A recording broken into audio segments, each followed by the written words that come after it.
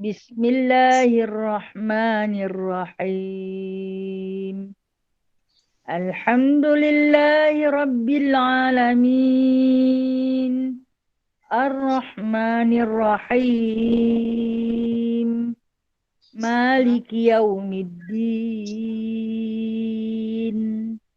Iyyaka na'budu wa iyyaka nasta'in. Ihdinas siratal mustaqim. Siratal ladzina an'amta 'alaihim ghairil maghdubi 'alaihim waladdallin.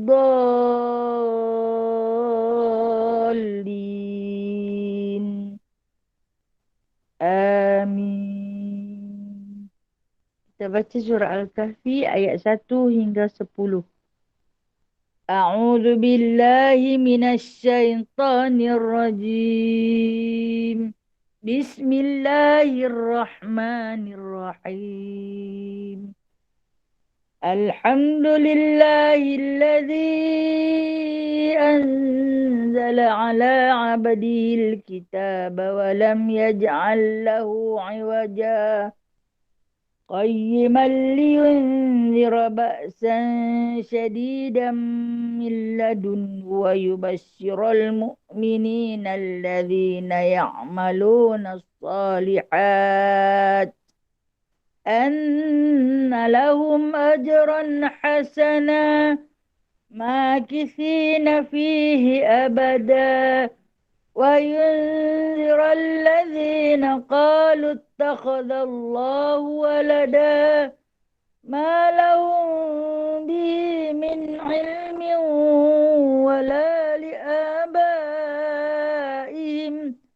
كبرت كلمة تخرج من أفواههم إن يقولون إلا كذبا فلعلك باخع نفسك على آثارهم إن لم يؤمنوا بهذا الحديث أسفا إنا جعلنا ما على الأرض زينة لها لنبلوهم أيهم أحسن عملا وإنا لجاعلون ما عليها صعيدا جرزا أم حسبت أن أصحاب الكهف والرقيم كانوا من آياتنا عجبا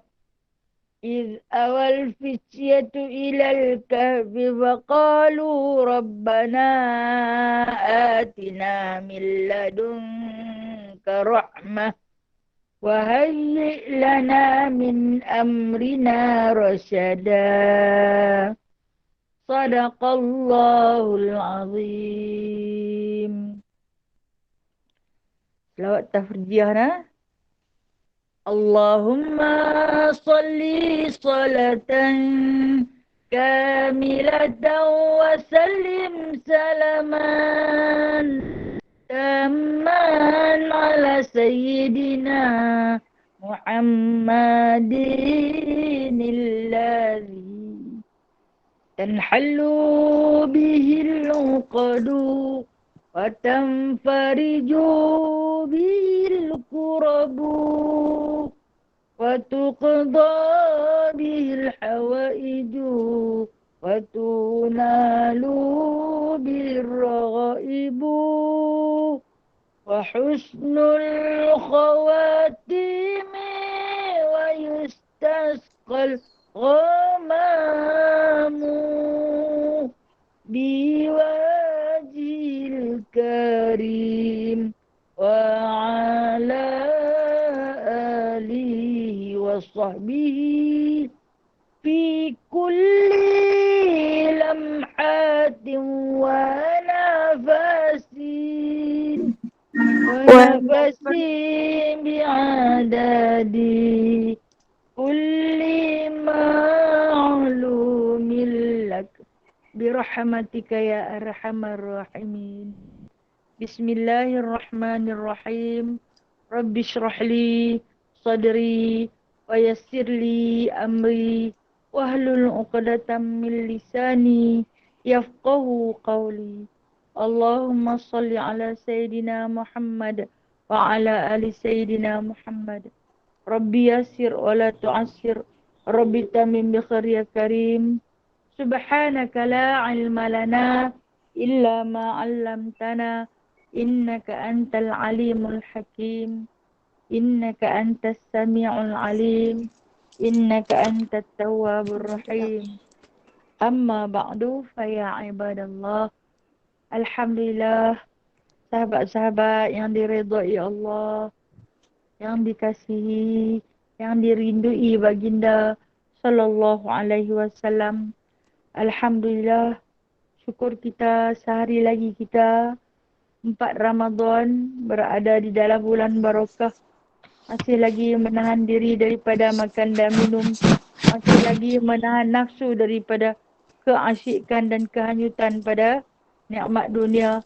Masih lagi melawan dengan kehendak nafsu untuk tidur, untuk makan, untuk bersenang lenang. Kita dalam memperjuangkan nafsu dengan iman. Yang mana kadang-kadang kenapalah bulan puasa ni rasa letih sangat. Sebab kita sedang berlawan dengan nafsu. Kita sedang berperang. Bulan puasa ini bukan sekadar mendidik jiwa dan rohani kita, bahkan mendidik fizikal kita. Untuk terus berjuang di atas jalan Allah. Mencari redha Allah.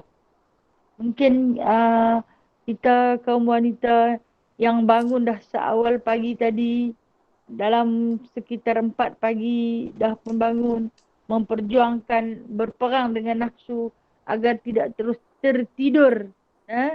Tidak terus tertidur dalam suasana tilam dan bantai selimutnya. Bangun, cuba menggagahi diri, cari redha Allah, bertahajud sekurang-kurangnya 2 rakaat. Kemudian pergi cari periuk pula melayan orang makan bersahur hingga selesai azan berkumandang. Cuba mencari redha Allah. Nak jadi hamba Allah yang solehah bukan mudah. Sebab itulah dikatakan oleh Sayyidah Nafisah, mahalnya syurga Allah. Mahalnya syurga Allah. Sebab tu kalau kita tengok mereka berlumba-lumba untuk mengkhatamkan Al-Quran, membaca Al-Quran dengan sebaik mungkin di dalam bulan Ramadan, tak lain dan tak bukan cuba menebus syurga Allah yang mahal. Tapi kita tahu amalan yang kita buat ni tak banyak mana. Kita akan ke syurga bukan kerana amalan kita, sebaliknya kita ke syurga kerana rahmat daripada Allah. Allah tengok kita sedang berusaha. Walaupun kita tak pandai, boleh sikit-sikit, tapi Allah nampak kita sedang berusaha ke arah kebaikan. Di situ tumpahnya rahmat Allah. Allah Ta'ala tak pandang kita siapa, keturunan kita siapa, tapi Allah Ta'ala tengok usaha kita. Usaha apa yang sedang kita lakukan hari ini. Allah Ta'ala tak pandang siapa kita kemarin. Dia memilih kita untuk menerajui agama Islam ini. Yang makin lama makin tua kita ni, kita rasa susahkah beragama ni? Dulu tak rasa susah macam ni. Sebenarnya tak susah. Apabila kita baru mula belajar, kita rasa benda tu susah. Tapi bila kita dah masuk dalam dia, insya-Allah. Insya-Allah Allah akan buka lapang seluas-luasnya jalan kepada kita. Masalah yang kita nampak tersimpul mati, rupa-rupanya ada jalan keluarnya. Allah yang maha pengasih, yang kata rahmat Allah tu maha luas. Dia bagi di dunia, dia bagi di akhirat. Di dunia apa yang kita kecapi hari ini, semua itu adalah rahmat yang kita syukuri. Tak pernah henti kita syukuri setiap hari, setiap ketika. Sentiasa ada Alhamdulillah. Mujuk macam tu. Alhamdulillah. Itu semua lafaz syukur lah. Alhamdulillah aku tak pi. Alhamdulillah aku pi. Alhamdulillah aku terbangun. Itu semua lafaz syukur. Lafaz syukur dari seorang hamba yang lemah seperti kita. Terus mensyukuri nikmat Allah walaupun dalam keadaan susah ataupun dalam keadaan senang. Dan terus mensyukuri nikmat Allah. Pagi ni kita dibangkitkan lagi. Dapat menikmati Ramadan Al-Mubarak yang terbaik. Yang Allah Ta'ala bagi mungkin ini Ramadan yang terakhir. Nah, buat kita. Tak tahu esok lusa mungkin dijemput pulang. Kalau jemput dalam bulan Ramadan, mudah-mudahan terlepas daripada siksa kubur. Mudah-mudahan, insyaAllah. Ha? Kita redha dalam keadaan apa yang Allah Ta'ala nak buat dekat kita. Namun kita mintalah penghabisan yang terbaik dalam kehidupan untuk kita memulai satu lagi kehidupan yang terbaik di akhirat nanti. Baik menyedari diri yang penuh kekurangan, penuh dhaif, penuh dosa ini, maka kita cuba mengajak rohani ataupun jiwa kita untuk sama-sama mendalami ilmu Allah Ta'ala hasil daripada perkongsian ulama-ulama terbilang buat kita yang ditinggalkan oleh Syekh Ali bin Abdul Rahman Al-Kelantani melalui sebuah kitab yang bernama Jauhar Al-Mawqub Wal-Munabihatil Qulub, iaitu kita masih lagi dalam perbicaraan tentang bab kelebihan hari Jumaat. Okay, baik. Biasanya kita baca di Masjid Batu Mahu. Tapi Masjid Batu Mahu bercuti sepanjang Ramadan. Kita ambil lah. Sebab saya kata kitab ni dia tebal. Bila dia tebal saya bimbang. Tak sempat nak habiskan bacaan kitab ini dah. Dijemput pulang. Kalaulah Allah Ta'ala panggil saya dalam masa terdekat ni, maka saya masih tergantung-gantung lagi dengan bacaan kitab. Saya tahu di luar sana ramai guru yang hebat-hebat. Perempuan boleh terus menadah kitab dari asatizah yang terhebat itu. Namun saya yang tergantung. Oleh sebab saya terlalu lalai dalam melaksanakan amanah Allah. Kenapa saya terlalu lalai? Saya selalu bercuti. Itu kelalaian saya. Moga Allah ampunkan saya atas kelalaian yang telah saya lakukan. InsyaAllah kita akan terus membaca kitab Al-Jauhar Al-Mawqub Wal-Munabihat ini di dalam perbicaraan kita kelebihan hari Jumaat muka surat 92. Tandakan tandakan itu. Dan sabda Nabi SAW. Kita ulang sikit balik Sabda Nabi SAW. Inna yawmal jumu'ati wa laylataha arba'atun wa ishruna sa'ah. Ya'tiqullahu fi kulli sa'atin minha 600 atiqin minan nar. Bahawasanya hari Jumaat itu dan malamnya ada 24 jam. Ditulis sini sa'ah. Sa'ah bermaksud jam 24 jam. Merdeka Allah Ta'ala pada tiap-tiap satu saat. Ini 1 jam kitab mana yang tulis saat tu, tulis kat bawah dia jam Memerdeka oleh Allah Ta'ala pada tiap-tiap 1 jam daripadanya akan 600 permerdekaan daripada api neraka. Ni satu hadis yang mana Nabi kata Allah Ta'ala ni telah pun menganugerahkan kepada seluruh makhluknya sehari semalam 24 jam. Banyak tu. Dan pada setiap 1 jam Allah Ta'ala akan merdekakan seramai 600,000 pemerdekaan. Ini hanya berlaku pada hari Jumaat. Setiap hari Jumaat ada pemerdekaan berlaku. Mungkinlah wa na'udzubillah min zalik. Nama kita pernah tercatat di antara calon neraka, ahli neraka. Tapi oleh kerana kebaikan yang kita buat, maka kita adalah di kalangan orang yang dikeluarkan pada hari Jumaat. Di antara 600,000 pemerdekaan api neraka itu dilepaskan mudah-mudahan. Sebab tu dalam kita melakukan kebaikan tak dinafikan, ada juga kita tergelincir ke arah kejahatan. Sambil kita nak buat baik. Kadang-kadang kita diuji dengan sedikit ujian. Kita terbuat jahat. Kita tahu benda ni berdosa. Berdosa dah aku. Kita akan kata macam tu. Berdosa dah aku. Hmm. Kita tahu dia berdosa. Tapi kita beristighfar. Mungkinlah dalam kita menyedari silap, salah, dosanya kita itu. Menyesalnya kita itu. Kita di antara calon yang Allah Ta'ala keluarkan. 1 jam, 600,000. Pemurahnya Allah tu kan. Allah Maha Pemurah. Kalau 1 jam dia bagi 600,000. Kalau 24 jam, kali dasar dengan 600,000. Wahai sahabat ukhuwah yang bijaksana dan bijak di sini. Nanti kali sendirilah. Buka lah kalkulator tu. Saya tak rasa nak kira. InsyaAllah. Tu saya kata mudah-mudahan kita adalah di antara 600,000 dan yang dimerdekakan pada hari Jumaat daripada tertulis untuk masuk ke neraka. Yang mana dia kata daripada Nabi SAW sabdanya bahawasanya bagi Allah Ta'ala itu 600,000 pemerdekaan api neraka pada tiap-tiap hari Jumaat dan malamnya dan harinya iaitu 24 jam pada tiap-tiap saat daripada tiap-tiap jam 600,000 pemerdekaan daripada api neraka padahal sungguhnya telah wajib bagi mereka neraka. Padahal orang tu dah wajib dah masuk neraka. Oleh kerana dosanya yang begitu banyak, memang dia dah wajib. Dah tertulis namanya confirm ke neraka. Tapi oleh kerana kebaikan yang dilakukan pada hari Jumaat, Allah Ta'ala telah pun membebaskannya. Mudah-mudahan. Bergantunglah pada Allah. Dan dia kata daripada Nabi SAW bahawasanya neraka itu dinyalakan apinya pada tiap-tiap hari dahulu daripada gelincir matahari pada ketika rembang matahari pada pertengahan langit.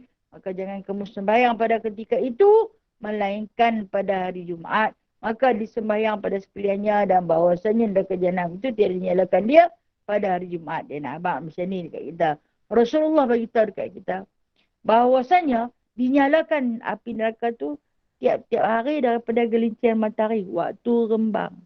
Sebab tu antara waktu yang diharamkan solat adalah pada waktu rembang. Kalau kita panggil waktu rembang ni, waktu matahari duduk terpacak tu lah. Okey. Ataupun setengah jam sebelum masuk waktu zuhur. Itu dipanggil waktu rembang. Sebelum matahari tergelincir. Haram untuk kita mengerjakan solat.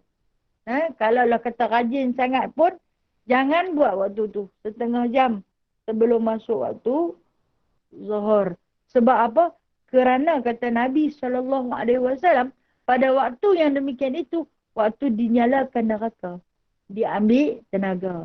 Dan dikatakan juga waktu tu syaitan tengah sedut tenaga. Haba daripada kepanasan rembang tu dia sedut tenaga. Untuk dia mencari kekuatan menghasut kita. Itulah yang dinamakan waktu rembang. Kenapa pada waktu demikian itu diharamkan bersolat? Kerana ketika itu segala kejahatan sedang berleluasa. Dia suruh kita buat apa waktu tu? Tidur seketika. Pergi tidur. Qailullah. Qailullah. Pergi tidur, dia suruh tidur. Kalau kata syaitan sedang seduh udara cahaya matahari. Rupa-rupanya Allah Ta'ala sedang menyalakan neraka. Allah Ta'ala bagi dia sedut bahang neraka tu.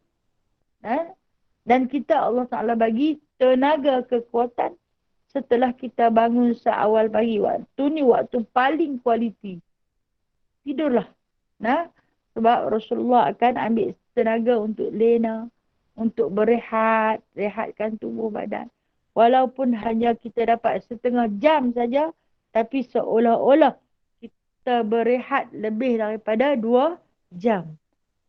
Kita bangkit, kita rasa cergah, tak rasa mengantuk, tak rasa pening. Kalau nak pening ni, tidur lepas subuh. Mangkit-mangkit sampai naik bodoh. Melengung tambah bulan-bulan puasa ni Lepas subuh Lena, mangkit-mangkit pening. Pening. Lepas tu tak ada lain. Fikir nak masak apa petang ni. Itulah kita. Masak apa? Apa yang ada. Nak pergi ke market pun dah tengah hari tidur. Bangkit tengah hari apa nak ada? Ha? Kita cuba didik nafsu kita. Memanglah biji mata ni nak tertutup, terutama baca Quran. Pas subuh tu baca Quran. Allahu Akbar. Mengantuk tahap gaban. Saya bercakap ni berkenaan dengan diri saya lah tu. Nah. Baca Quran lepas subuh, subhanallah. Mengantuk ni sampai meleleh-leleh. Punya mengantuk. Lawan juga. Oh, rupa-rupanya berlawan dengan nafsu ni. Dahsyat juga tu nah. Takkanlah kita ni nak setiap kali mengantuk nak pergi basuh muka. Dah tak boleh minum air kan? Tidak mengantuk boleh minum air. Nah. Tapi kena lawan juga. Syaitan ni sebenarnya dia tak kuat tau. Dia lemah. Terutama sekali pada waktu pagi. Itu yang biasa lagi rembang dia sedut balik ke tenaga dia, kekuatan dia. Waktu pagi dia dah lemah sangat dah. Jadi kita janganlah lemah pada waktu pagi. Tidak kita jadi geng dia lah. Dia nak tahu syaitan ni lemah tak lemah. Dia hanya bisik je di telinga kita. Dia bisik di hati kita. Di telinga pun tak sampai. Di hati kita dia bisik. Hang tak larat dah ni. Hampir tidur lah. Hampir tidur. Saat lagi hang mangkit. Hang buatlah kerja. Padahal tak buat tak mana pun. Itulah kita. No? Kita lemah pada yang lemah. Kita kalah pada yang lemah. Padahal kalau kita lawan, insyaAllah. Dan dia kata, pada hari Jumaat ni, neraka dipadamkan. Tak dinyalakan. Tapi waktu rembang boleh sembahyang pada hari Jumaat.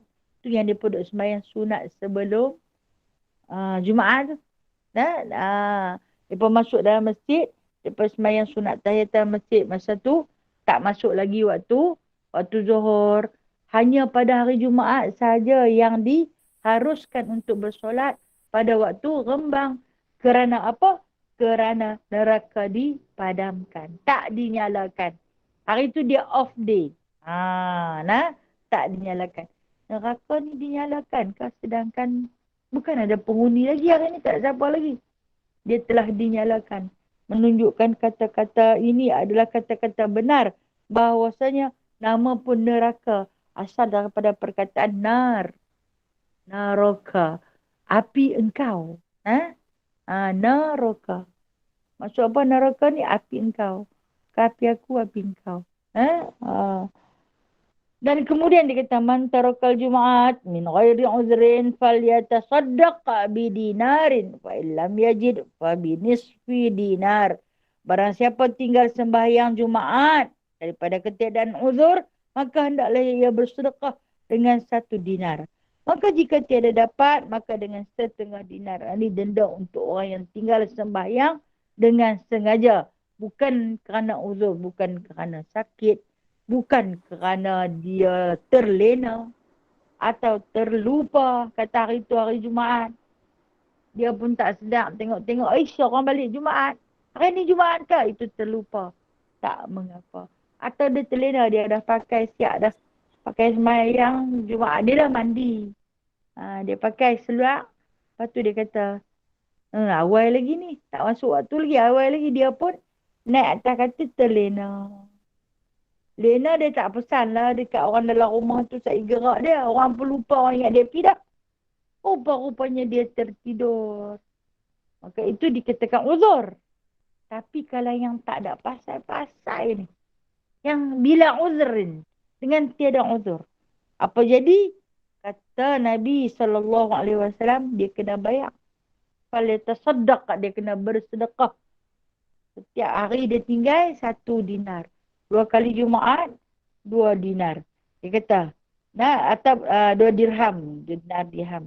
Dan setelah tu dia kata, atau dia kata kalau tak ada juga, setengah je dah. Setengah dirham pun jadi.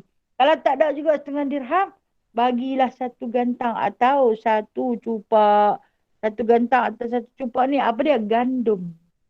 Kalau kita kena bayar dengan beras. Tapi suruhan ini adalah suruhan harus. Bukan wajib nah. Kemudian man taraka salata juma'in tahawunan taba'allahu ala qalbih. Barang siapa tinggal 3 Jumaat kerana memudah-mudah akan dengan dia seperti tinggal dengan tiada uzur, dimeterikan Allah Ta'ala cop atas hatinya. Yang ini ditutup akan dia tiada lagi terbuka.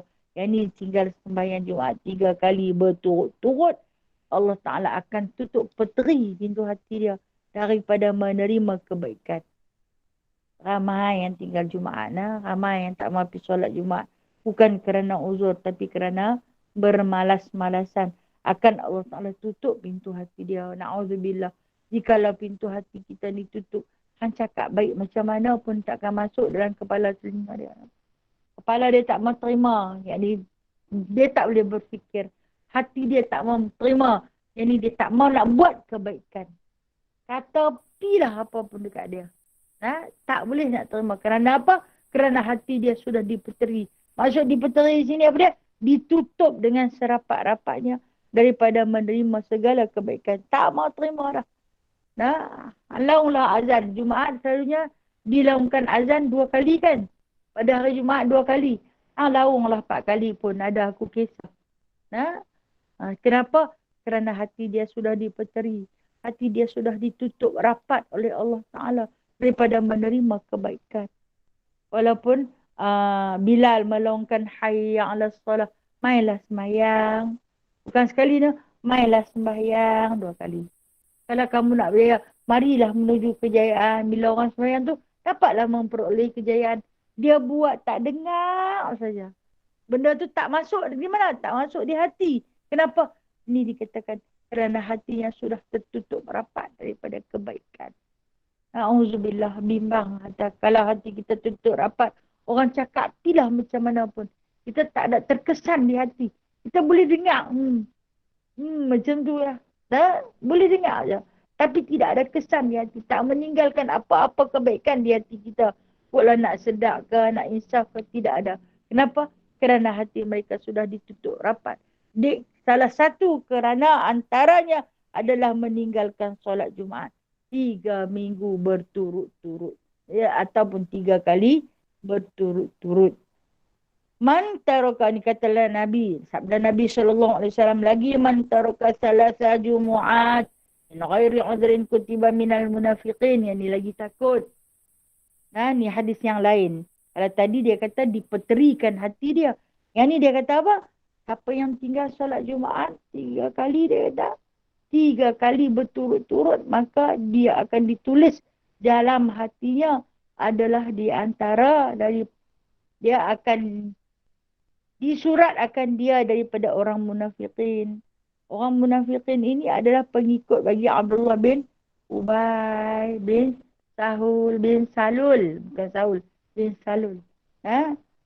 Dia yang dinamakan munafik ni. Rasulullah kata kalau dia mati jangan pergi sembahyangkan jenazah dia. Sebab dia tak sembahyang Jumaat. Sampai kepada tahap tu. Kalau kita dapati ada di antara ahli keluarga kita yang meninggalkan solat Jumaat. Tegur-tegurlah dia selagi dia mampu dengar dan kita mampu bersuara. Bimbang kita ni. Bimbang. Kadang-kadang ada di kalangan ahli keluarga kita yang bersikap sedemikian. Kita nak tegur, kita takut sekejap lagi dia terasa hati. Biarlah dia terasa hati kerana Allah. Berjuanglah atas jalan Allah. Walau kita tak mampu mengangkat senjata. Bertarung di medan peperangan. Kita tak pandai nak berlawan dengan musuh di luar sana. Memadailah kita mengangkat lidah. Menegur perkataan-perkataan yang baik. Walaupun kita mungkin dibenci. Kadang-kadang kita dituduh jadi ustazah jadi-jadian. Ustazah jadi-jadian. Tak boleh tengok yang salah. Ada saja dia nak tegur. Ada saja dia nak kata.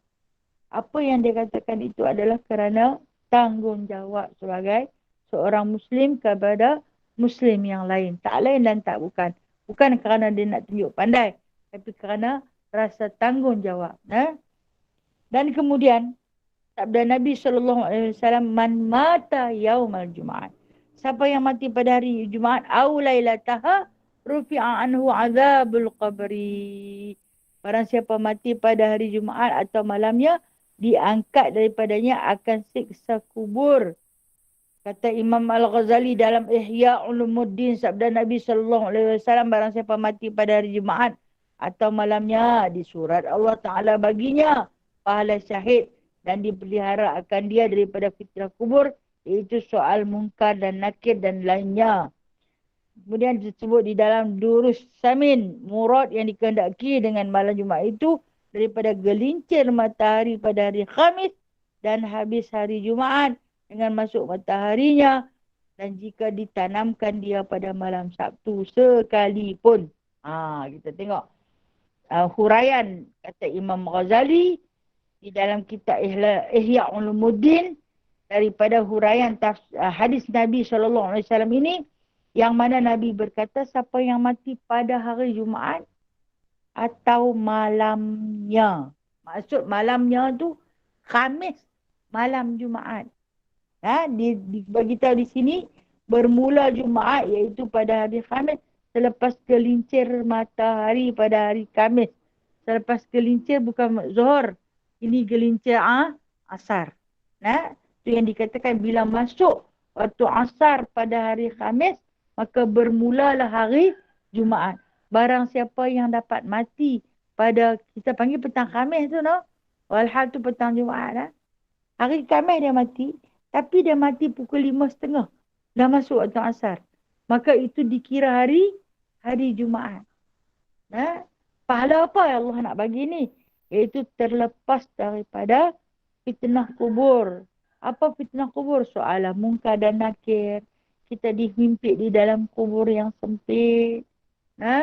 Disoal, tak boleh soal di hukum. Sampai bila ni? Adakah selama-lamanya? Selama maksud dia sampai kiamatkah? Ataupun hanya pada hari itu sahaja? Setengah ulama mengatakan hari itu saja.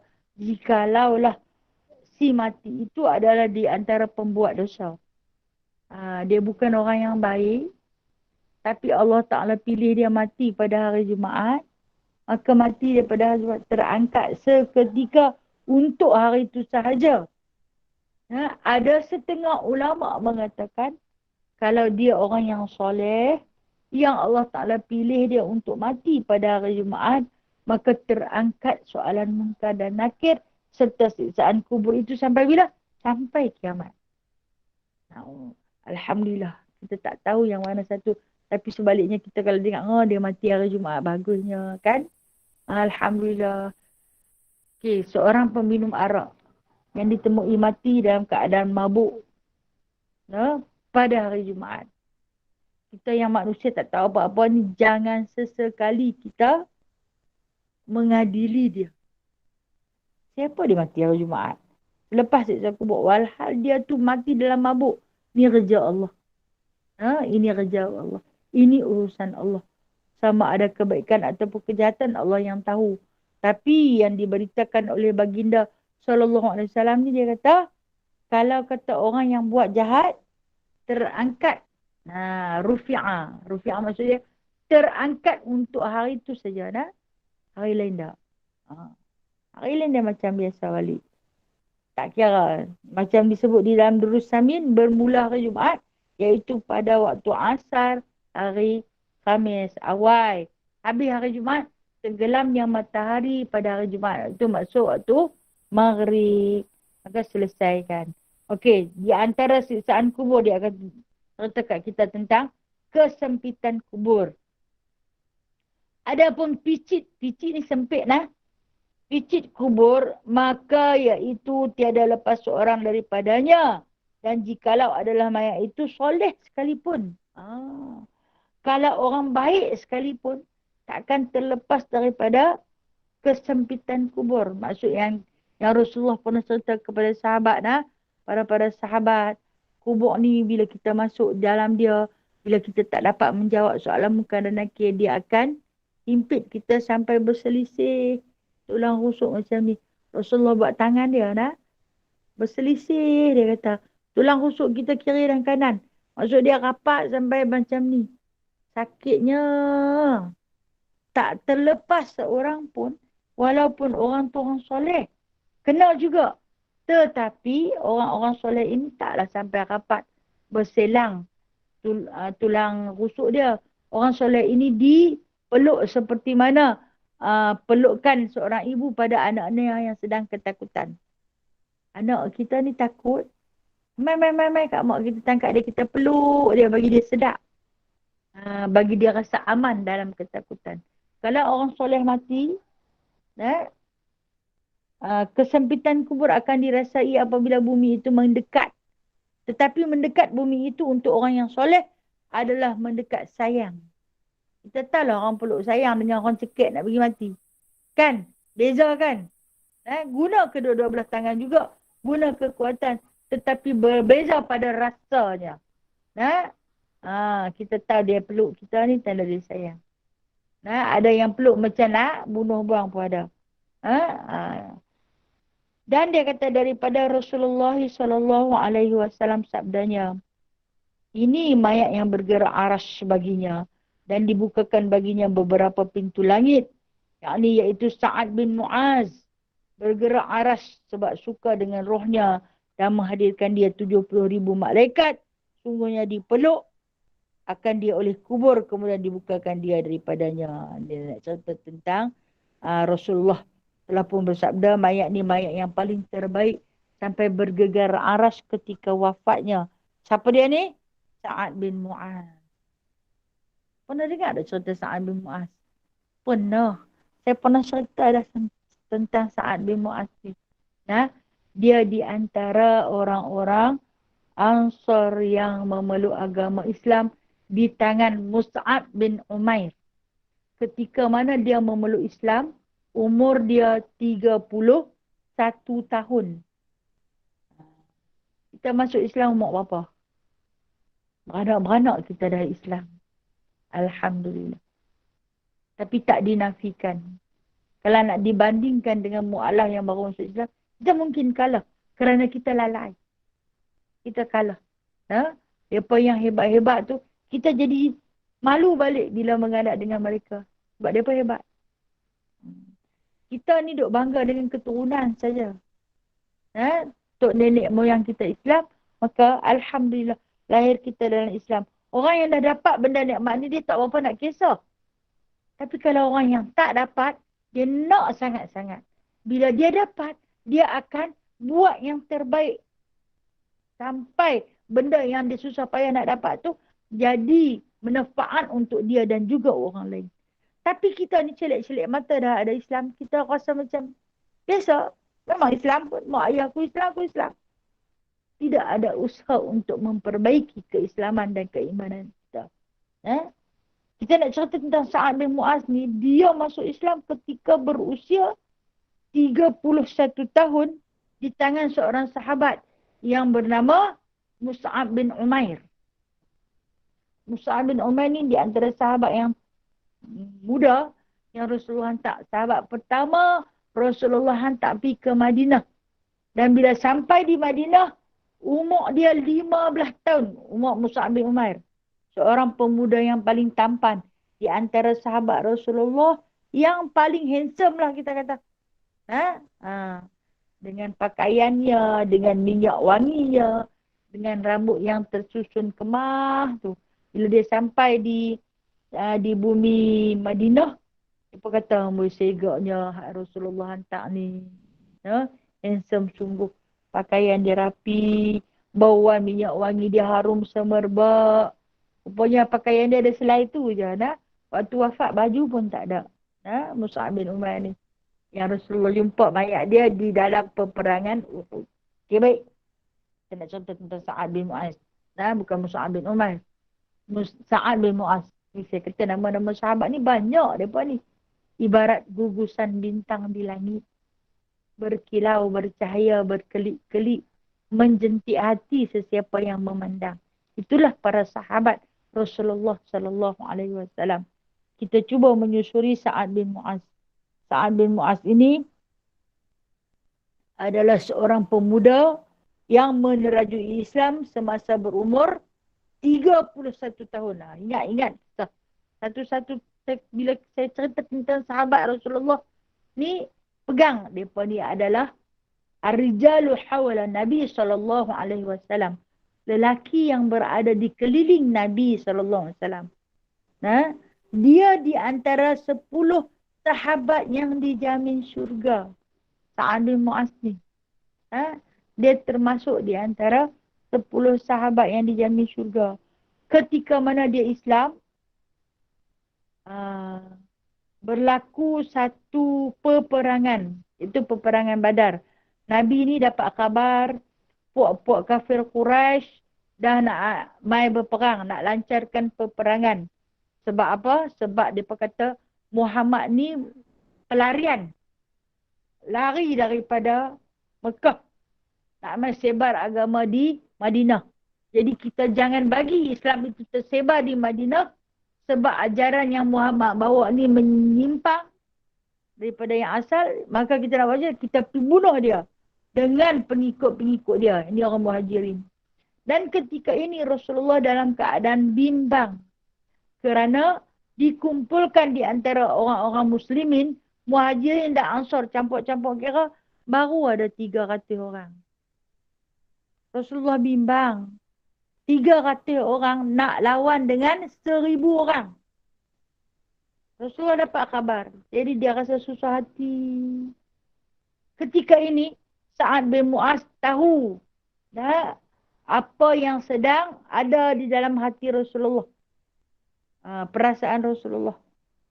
Maka kata Sa'ad bin Mu'az kepada Rasulullah, ya Rasulullah jangan takut. Walaupun kita ada 300 orang saja.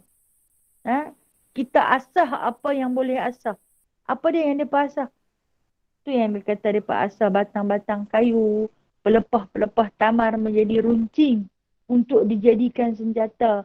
Walaupun keadaan mereka tidak cukup lengkap dengan alat-alat peperangan.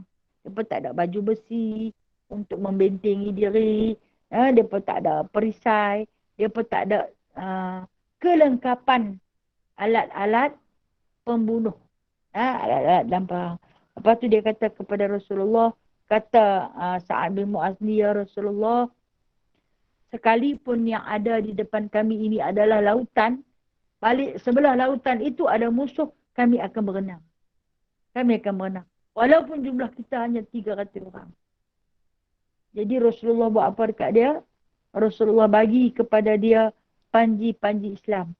Sa'ad bin Mu'az ini adalah seorang sahabat Ansar yang diberi panji Islam. Apa dia panji ni?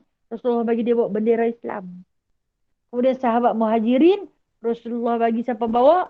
Bagi Sayyidina Ali karamallahu wajah. Dia pun sama-sama muda masa ni. Bawa mereka adalah di antara panglima yang duduk di barisan paling hadapan. Mereka rasa bangga, rasa seronok. Sebab apa? Kalau mati, mati kami dulu. Kalau syahid, syahidlah kami. Tapi berjuang berhabis-habisan. Okey, baik, menang. Islam balik. Kemudian berlaku satu lagi peperangan. Peperangan apa? Uhud. Kan kita tahu Uhud ni paling dahsyat. Dalam sejarah Islam, pemerintahan Nabi SAW, peperangan yang paling ngeri, yang paling tragis adalah peperangan Uhud. Menyaksikan pertumpahan darah 70 para syuhada yang amat dahsyat. Tapi dengan izin Allah, menang pada peringkat pertama. Kalah pada pusingan kedua dan kembali menang pada pusingan ketiga. Sebenarnya, sejarah Uhud dia ada 3 pusingan. Pusingan pertama menang. Bila menang, orang Islam turun dari bukit. Ambil harta rampasan. Kena serang ke belakang. Bila kena serang ke belakang, mereka buat pelari Rasulullah naik di atas Gunung Uhud. Kemudian, itu dah kalah. Itu dah kalah. Kali kedua kalah. Masuk kali ketiga, turun main pula sahabat-sahabat yang lain. Kejar pula musuh ketika itu. Itu kata, untuk pusingan ketiga, Islam menang balik. Tapi parahlah, parah luka parah. Kemudian balik. Bila balik ni, ada banyak harta rampasan orang-orang musyrikin ni. Mereka pun kena juga bunuh. Ada yang riwayat kata 22 orang saja yang mati. Islam 70. Mereka lari berceridau. Sebab pada pusingan ketiga mereka kalah. Dia tinggal harta ghanimah, harta rampasan. Banyaklah. Tak ada tinggal. Bila tinggal, bawa balik agihkanlah kepada penduduk-penduduk di bumi Madinah. Selepas diagih-agihkan, dapatlah dekat prajurit-prajurit Islam. Tak ketinggalan Sa'ad bin Mu'az. Okey, saya nak cerita sedikit tentang sifat. Sifat jasad dia. Peribadi tak usah katalah. Peribadi hebat nombor 1. Tapi jasad dia. Sa'ad bin Mu'az ini sahabat yang paling hitam. Bahkan hitam daripada Bilal bin Rabah. Kalau Bilal tu hitam, Sa'ad bin Mu'az ni lagi hitam. Faham kan maksud hitam? Negro ni. Dia mempunyai bibir mulut yang tebal. Tapak kaki yang tebal sebab tidak pernah berkasut. Kulitnya yang keras. Kulit kaki tu keras. Tak pernah pakai kasut, dia kematu. Kita ni kalau tak pakai kasut lah pedih tapak-tapak kaki. Kita kan manja. Jadi, bila balik dalam perang tu, dia ni duduk kat Rasulullah. Rasulullah tanya, wahai Mu'az, wahai Sa'ad, kahwin tak lagi? Kahwin tak lagi? Waktu ni, dia berusia dalam 36. 36. Kahwin lagi Mu'az? Dia kata, dia tak kahwin lagi. Kenapa tak kahwin? Rasulullah kata, kenapa tak kahwin? Dia kata, aku ni punya peminang lah orang. Semua orang tak mau. Tengok muka aku, tak mau dah hitam dia sangat. Tengok siapa pun tak mau. Pada saat bin Mu'az ni pasal hitam sangat. Rasulullah tersenyum. Rasulullah kata, tak kena dengan guru lagi tu. Kalau kita kata tak kena guru lah. Tak ada jodoh lagi tu. Tak ada jodoh lagi tu. Kalau dah sampai jodoh, hitam gelap gelemat pun, dia perkahwin kan. Lepas tu Rasulullah kata, lah ni, hampir meminang. Dia kata dah minang dah banyak kali dah. Orang tolak peminang, orang tolak. Walaupun hari tu masa balik perang Uhud tu harta rampasan banyak. Nak bawa sebagai mas kahwin. Pertama dia pun tolak. Lah ni tak ada apa dah. Tak ada apa dah. Habis dah harta rampasan dia buat belanja. Dia sedekah. Sebab dia ingat dia tak ada isteri. Dia tak ada ahli keluarga. Lepas tu Rasulullah kata, baik lah ni aku suruh hampir meminang. Anak sekian. Lama dah dia berkenan. Dia kata kat budak tu lama dah. Jadi rupanya orang ada hati lah. Siapa tak ada hati kan? Rasulullah kata bagi tahu, kata aku yang suruh. Dia pun ni sahabat-sahabat. Kalau kata Rasulullah yang suruh, seronok. Confirm pinangan diterima. Kan saya pernah contoh Abad Julaibi. Sahabat paling huduh tu. Cacat lagi kan. Kalau Rasulullah lah yang lantak pinangan tu, confirm diterima. Dia tak kira hang cacat ke, hang hitam legam ke, hang putih sekelah ke. Tiket utama sokongan besar daripada Rasulullah. Macam itulah cerita Sa'ad bin Mu'az, dia pun pergi. Sebelum dia pergi, dia kata kat Rasulullah. Macam kita lah nak pergi, takkan tak ada hantaran ke, tak ada nak bagi duit tanda ke, nak minta orang. Ni nak bawa modal yang liok je ni. Lepas tu Rasulullah kata, tak apa, pergi dulu. Dia kata, dia apa pun tak ada ni. Tak apa, pergi Rasulullah kata. Kalau orang terima, saya kita kira lagi. Lebih kurang macam tu lah cara faham kita. Dia pun pergi. Bila dia pergi, dia minang. Bapak tu kan tanya anak, bagi kat siapa ni? Tak, Rasulullah suruh, saya kata. Tiket utama bila dia sebut, Rasulullah suruh. Rasulullah suruh meminang kepada aku. Dia pun tengok dia. Hitamnya. Bapak kawan tu kata. Hitamnya.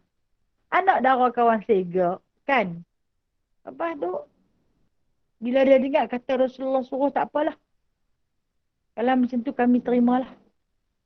Tapi nak minta lah belanja kahwin. Banyak mana dia tanya. 40 dinar saja. Tapi orang yang tak ada ni 40 dinar ni. 4 dinar pun tak ada ni. Nak cari ke mana? Tak apalah dia kata nanti nak balik habaq ke Rasulullah. Tanyalah bapak perempuan tu. Lah ni yang nak kahwin hang ke Rasulullah? Daripada ingat-ingat seronok kalau kata Rasulullah yang berminang lah. Itu dia yang nak kahwin. Tapi nak balik pergi habaq kat Rasulullah lah. Pergilah balik. Seronok lah. Seronok orang terima. Pertama kali pinangan dia diterima. Anak orang yang ada nama juga di tempat Madinah tu. Segak pula anak dara tu. Nah? Dia kata kat Rasulullah, tapi tu dia lah dia kata. Dia pun nak belanja kahwin. Banyak mana Rasulullah kata? 40 dinar. Banyak tu Rasulullah pun melengung. Rasulullah kan tak ada apa. Nah? Tak apa Rasulullah kata. Saya kita tunggu. Siapa yang masuk dalam masjid dulu? Tengok masuk dalam masjid dulu. Sayyidina Umar Al-Khattab. Dia tu pun adik-beradik lah. Bukannya ada apa sangat. Tapi adalah sikit. Daripada tak ada. Rasulullah panggil, ya Umar, ada apa ni? Ni kawan kita Rasulullah sentalah nak bagi kahwin tapi tak cukup duit. Dia kata, aku kalau ada 10 dinar aku boleh lah bagi. Bagi 10. Dah 10 Rasulullah kata. Tak cukup lagi 30. Saat kita tengok siapa pula. Tengok masuk Sayyidina Osman bin Affan. Menantu kesayangan baginda sallallahu alaihi wasallam yang dermawan. Dia masuk mai.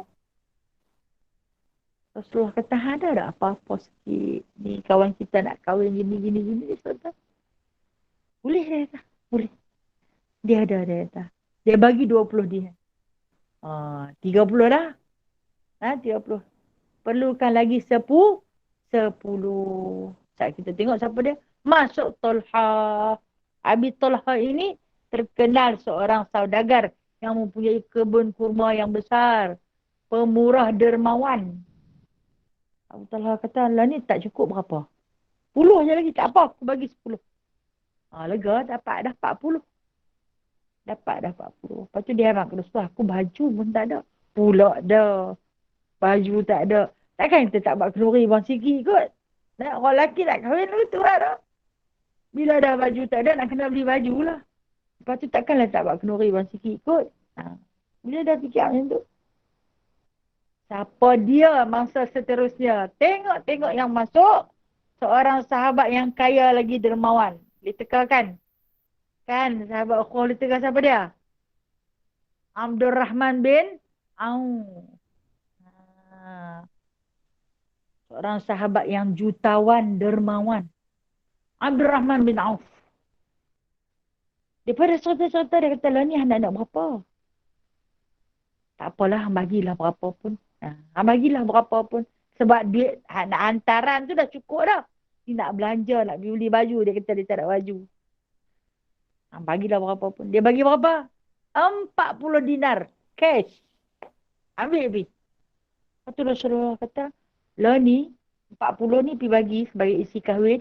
40 ni hang pi pekan. Kita kata pi pekan lah. Pi shopping lah. Pi beli persiapan untuk nak kahwin. Dan dia kata Rasulullah, belilah sepasang persalinan untuk bakal isteri kamu. Belilah sedikit perhiasan untuk dia.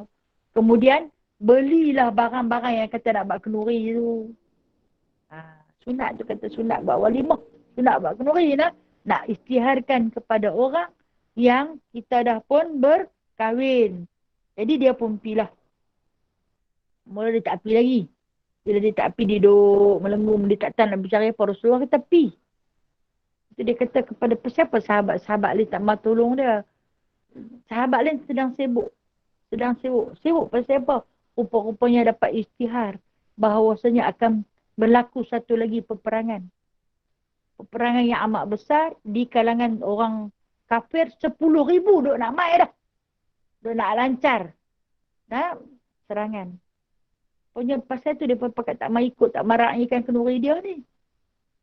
Lepas tu dia ni pilih juga pasal Rasulullah SAW bawa lah 40 dinar pemberian Abdul Rahman bin Auf tu. Sampai di pekan. Orang nak beli baju ke dia lah dulu. Lepas tu dengar dia pun duduk sembang pasal perang. Ni nak perang kan, orang bercakap-cakap lah pasal nak perang. Lepas tu dia tanya kawan tu, teruk ke nak perang ni? Teruk dia kata. 10,000 tentera musyrikin. Ramai. Kita orang Islam banyak mana? Ada baru 3,000. Susah ni. Lepas tu dia pergi lagi satu kedai. Dia nak beli barang-barang makan. Lepas tu dia pun kata, tak boleh nak jual lah. Kita kena simpan. Sebab apa? Sebab mereka dah cadang nak korek parit, nak suruh duduk dalam ni. Peperangan apa yang korek parit? Khandaq ataupun Ahzab. Nah? Jadi, tak boleh jual dah ni. Dia kata, dia susah hati tengok. Lepas tu dia pergi lagi nak pergi beli baju dah. Nampak gaya tak beli baju. Dia buat apa? Dia beli baju perang. Dia beli baju besi.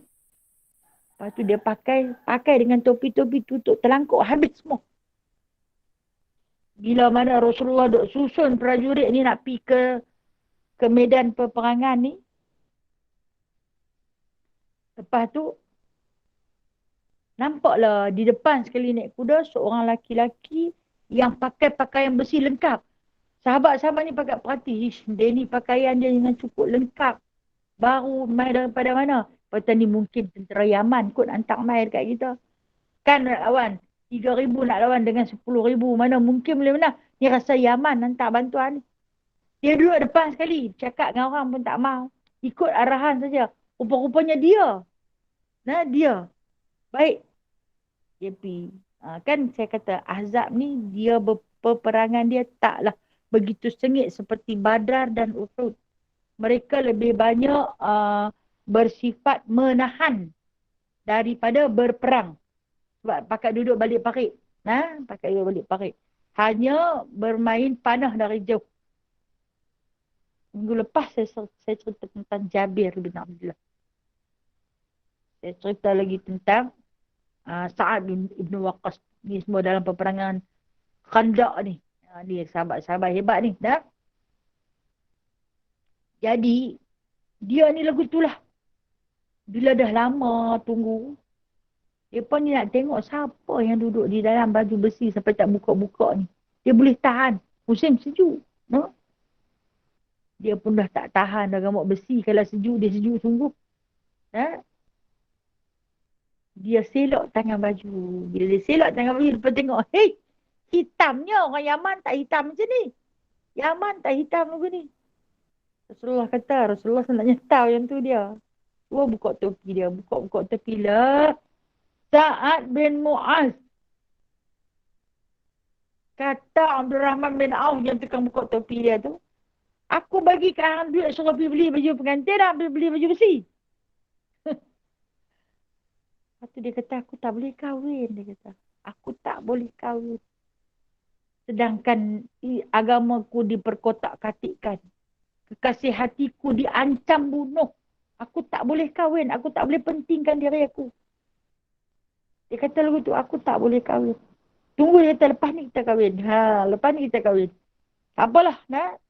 Dalam dia duduk buat persiapan peperangan tu, tiba-tiba Rasulullah ni dah sebulan. Sebulan dia pun duduk tunggu di perbatasan tu. Menyebabkan penduduk Madinah ni kelaparan. Sebab apa? Sebab tak berlaku ekonomi yang begitu pesat. Masuk keluar. Tak boleh keluar berniaga. Jadi Rasulullah ni fikir satu je. Nak pergi jumpa dengan Bani Qatafan. Bani Qatafan ni musuh lah. Nak tawarkan kepada Bani Qatafan ni, kita berdamai lah.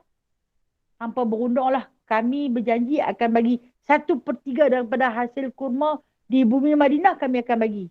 Tapi dengan syarat hampa berundang lah. Sebab kesian dekat penduduk Madinah yang dah hampir kebuluran. Makanan, simpanan dah semakin berkurangan. Dia dengar Rasulullah pergi jumpa dengan Bani Qatafan. Sa'ad bin Mu'az ni kata kepada Rasulullah, ya Rasulullah, kalau Allah perintah kami taat. Kalau engkau perintah kami taat. Tapi kalau hamba buat tindakan macam ni kerana kesian dekat kami yang kelaparan, yang ni kami tak boleh taat. Sebab selama hidup aman damai tak berperang pun, sebelah kurma pun kami tak pernah bagi kat Bani Qatafan ni. Kecuali jual. Kami tak mau. Kita berperang ya Rasulullah. Lepas tu Rasulullah kata tak lain dan tak bukan. Berdoalah. Berdoalah agar bantuan Allah datang. Okey, dalam pada tu dia pun berperang. Iaitu dengan cara melontar panah dari arah jauh. Dan di antara salah satu panah yang terkena tepat kena dari dia ni. Menembus belakang. Begitu juga jantung dia, tangan, kaki dia. Dia di antara sahabat yang luka parah.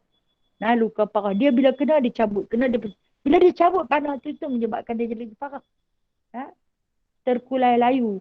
Dan ketika berlakunya ribut pasal terangkat dah semua kemah-kemah orang-orang musyrikin. Orang musyrikin pun lari patah balik dah. Kuda-kuda mereka pun habis semua. Ha? Lari patah balik. Yang tinggal adalah di situ, di tengah-tengah medan pertempuran itu, Sa'ad bin Mu'az yang tak boleh bergerak kaki dan tangan. Sebab dia dah luka parah. Rasulullah pi tengok-tengok dia duduk ada situ. Memang dia parah. Rasulullah angkat dia, letak di atas riba Rasulullah. Rasulullah bagi tahu dekat dia, apa yang nak tinggal dekat aku? Ya Mu'az. Ha? Wahai Sa'ad bin Mu'az, kata Rasul, apa yang kau nak tinggal pada aku? Dia kata, aku tinggalkan satu kenangan. Dia kata, kenangan baju besi. Sepatutnya baju ni baju pengantin, dia kata. Tapi aku tinggalkan, gunakanlah baju besi ini untuk kemaslahatan perjuangan agama. Dia kata, kalau laku jual lah. Ambillah duit tu, dia kata, belikanlah kelengkapan-kelengkapan dalam peperangan. Dan dia kata, di dalam poket dia masih lagi berbaki. Ada 20 dinar. Ambillah duit ni, dia kata. Dan 40 dinar yang dia nak hantar sebagai isi kahwin pun, dia tak guna. Gunalah duit tu, dia kata. Jadikanlah dia sebagai perjuangan. Ketahuilah aku bersaksi bahawasanya tiada Tuhan melainkan Allah. Dan engkau adalah pesuruh Allah. Dia wafat ketika mana berada di atas ribaan Rasulullah. Rasulullah peluk kepala dia. Peluk kepala dia dengan penuh tangisan. Terdengarlah hembusan nafas yang terakhir. Berbau harum. Kata Nabi SAW. Harum sungguh. Menjengah naik ke langit. Sehingga bergegarnya aras. Kenapa aras bergegar? Kerana para malaikat yang berada pada lapisan langit ketujuh menangis dengan kematian syahidnya seorang pahlawan yang bernama Sa'ad bin Mu'az. Sebab hitam legam. Kemudian bila masuk dalam kubur, apa kubur buat? Kubur peluk dia. Sebab apa? Kenapa kubur tak himpitkan dia macam lain-lain? Kerana kubur rasa malu kepada malaikat yang menjaga aras. Malaikat yang di aras pun menangis. Apatah lagi yang berada di tanah perkuburan. Peluk dia tanda kasih dan sayang. Itulah yang boleh serta. Dia kata di sini kan. Dan menghadirkan dia 70,000 malaikat. Aras tu bergegar. Turun 70,000 malaikat. Menyembahyangkan jenazah Sa'ad bin Mu'az. Allahu Akbar. Mungkin orang dia hitam. Mungkin orang dia tak segak. Nak berkahwin. Tak sempat nak tengok wajah isteri. Apatah lagi nak sentuh. Duit mas kahwin dah ada dalam poket. Persiapan dah ada siap. Kan kita kalau tengok pengantin mati. Siap nak kahwin 2-3 hari lagi. Tak ada mati. Kita rasa kesian kan. Apatah lagi insan ini. Menangis para malaikat yang berada di langit ketujuh. Sehingga bergegarnya aras. Lalu Allah Ta'ala utuskan para malaikat. Pilah.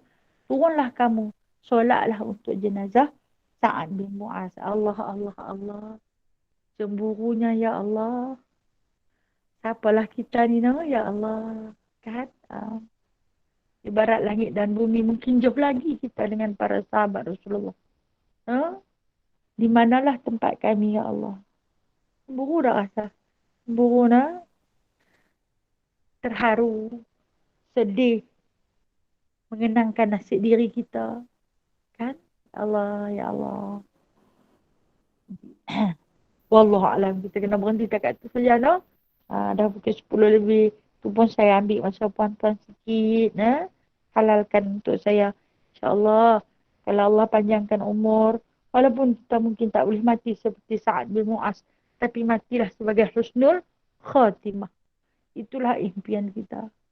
Kita mungkin bukan sahabat yang seperti gugusan bintang di langit.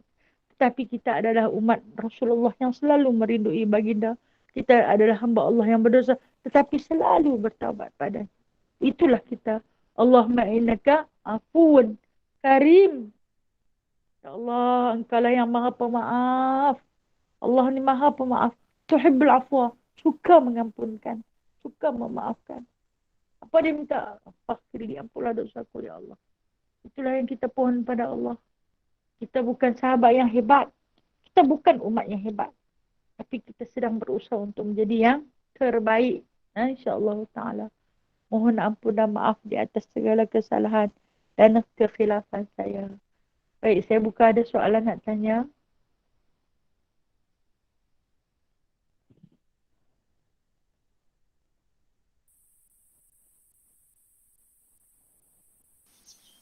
Assalamualaikum Ustazah. Waalaikumsalam warahmatullahi.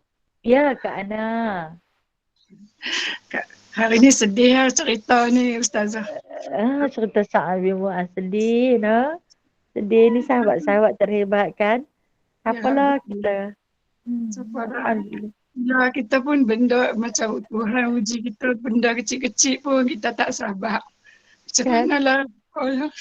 Allah. Tolong jelaskanlah Ustazah, kesabaran ni macam mana tahap yang macam mana untuk kita Ustazah? Allahu Akbar Kak Ana. Bila bercakap tentang kesabaran, siapalah diri saya Kak Ana ni nak. Saya pun di antara insan yang lemah.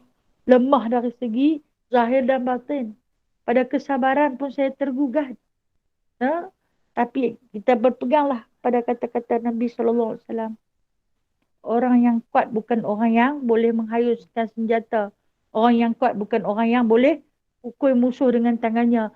Tapi orang yang kuat adalah orang yang boleh menahan marahnya. Jadi macam mana kita nak sabar? Yang pertama, kena tahan marah. Kata Rasulullah, la taghdab. Jangan kamu marah. Apabila kita boleh menahan marah, maka kita boleh sabar. Itu kena didik hati. Jangan marah. Kita ni suka nak marah. Sebab kemarahan itu dari syaitan. Pembakaran dari syaitan. Menimbulkan kemarahan. Bila timbulnya kemarahan, maka kesabarannya menurun. Macam mana kita nak sabar? Kita jangan marah. Kena jaga, no? Kena jaga yang tu je. Kalau nak tanya tip dia, macam mana nak sabar? Jangan marah. Bila kita tak marah, kita boleh sabar. Tapi bila kita marah, kita tak boleh sabar. Dua benda ni tak boleh ada dalam satu hati kita. Tapi dua benda tu lah yang ada, sabarnya kurang. Marahnya besar. Kak Ana tu, mohon maaf lah. Takat tu saja boleh kongsi. Kata Rasulullah, la taghdab. Jangan kamu marah. InsyaAllah Ustazah. InsyaAllah. Sama-sama lah, no? Sama-sama termasuk diri saya sendiri.